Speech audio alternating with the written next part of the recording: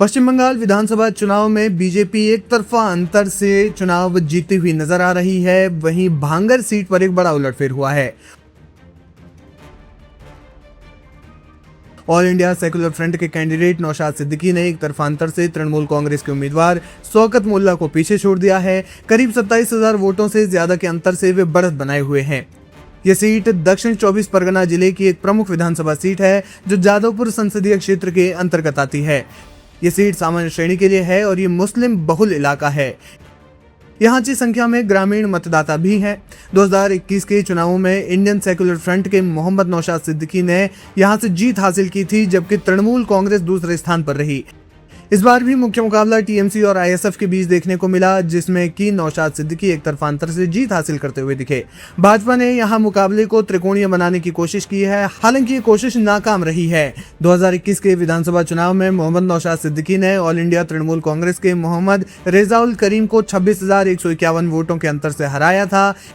इससे पहले यानी 2016 के विधानसभा चुनाव में एआईटीसी के अब्दुल रज्जाक मोल्ला 1,02,087 वोटों के साथ विजयी रहे थे, जिन्होंने सीपीएम उम्मीदवार अब्दुल राशिद गाजी को 18,124 वोटों के अंतर से हराया था। ये मुस्लिम बहुल इलाका है और शुरुआती 2 चुनावों को छोड़कर 6 दशकों से ज्यादा समय से यहाँ कोई भी गैर मुस्लिम उम्मीदवार नहीं जीता है।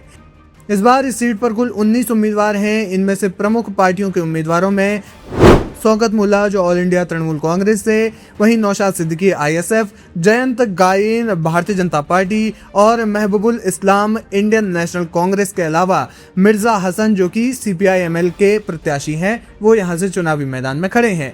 भांगर को पारंपरिक रूप से टीएमसी का मजबूत गढ़ माना जाता था। शौकत मोल्ला जैसे कद्दावर नेता के प्रभाव के बावजूद एक नए दल के युवा उम्मीदवार का जीतना राजनीतिक विश्लेषकों के लिए चर्चा का विषय बना हुआ है। कौन है नौशाद सिद्दीकी? साल 2021 के विधानसभा चुनाव में जहां भारतीय जनता पार्टी और तृणमूल कांग्रेस के बीच कड़ा मुकाबला था, Naushad Siddiqui Indian secular front के एकमात्र ऐसे उम्मीदवार थे जिन्होंने जीत दर्ज की। नौशाद सिद्दीकी हुगली जिले के प्रसिद्ध धार्मिक स्थल फुरफुरा शरीफ के पीरजादा हैं। वो फुरफुरा शरीफ के संस्थापक मोहम्मद अबू बकर सिद्दीकी की 4थी पीढ़ी के वंशज हैं। उनके बड़े भाई अब्बास सिद्दीकी ने जनवरी 2021 में इंडियन सेकुलर फ्रंट की स्थापना की थी, जिसे अब आधिकारिक तौर पर ऑल इंडिया सेकुलर फ्रंट के रूप में भी जाना जाता है। नौशाद सिद्दीकी वर्तमान में अपनी पार्टी आईएसएफ के चेयरमैन भी हैं। फिलहाल भांगर विधानसभा सीट से वे एक तरफा अंतर से जीत हासिल करते हुए दिखाई दे रहे हैं।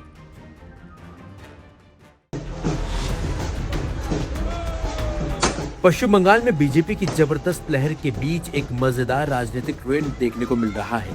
बंगाल में बाबरी मस्जिद बनाने का ऐलान कर सनसनी पैदा कर चुके मुस्लिम नेता हुमायूं कबीर 2 सीटों से चुनाव लड़ रहे हैं और दोनों ही सीटों पर हुमायूं तगड़ी लीड ले चुके हैं।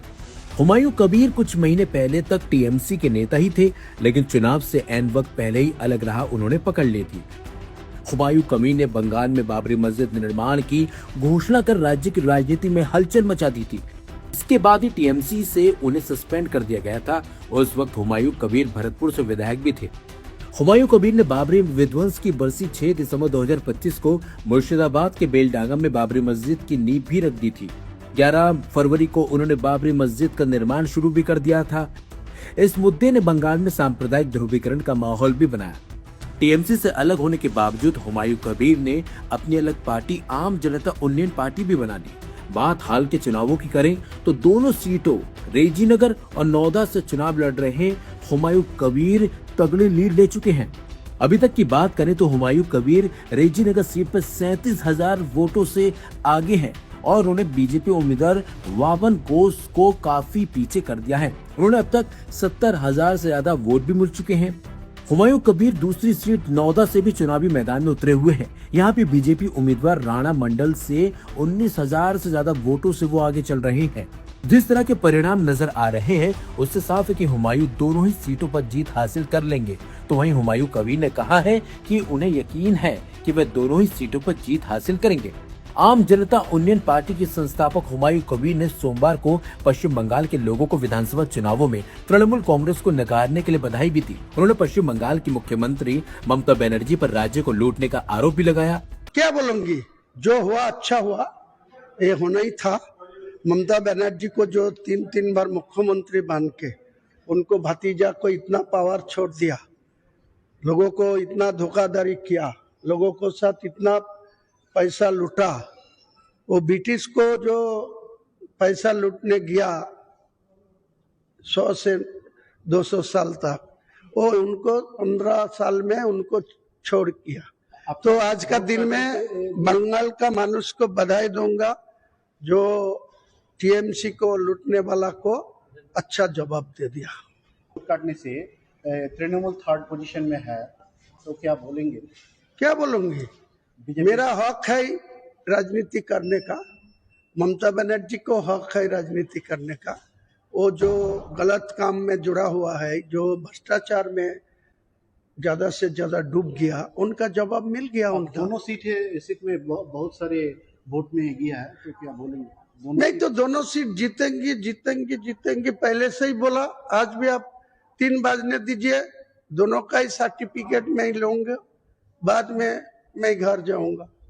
यही कौन से इलेक्शन में आप रहेंगे वो बाद में सोचेगी, लोगों को साथ बैठ के आलोचना करके। और तो और कई गंभीर आरोप लगाते हुए उन्होंने कहा कि इस बार ममता को जनता ने नकार दिया। हुमायूं कबीर द्वारा बनवाया जा रहा ये मस्जिद प्रतीकात्मक है, जिसकी अनुमानित लागत सैकड़ों करोड़ बताई जा रही है।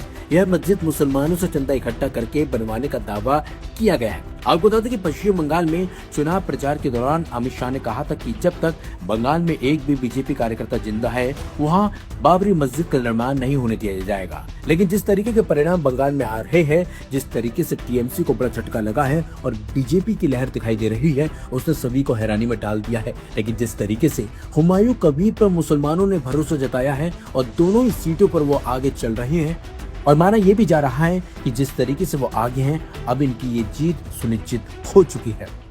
देखिए, ये सिर्फ एक चुनाव की नतीजा नहीं, बल्कि ये बंगाल की लोगों की जो सपना था वो साकार हो रहा है।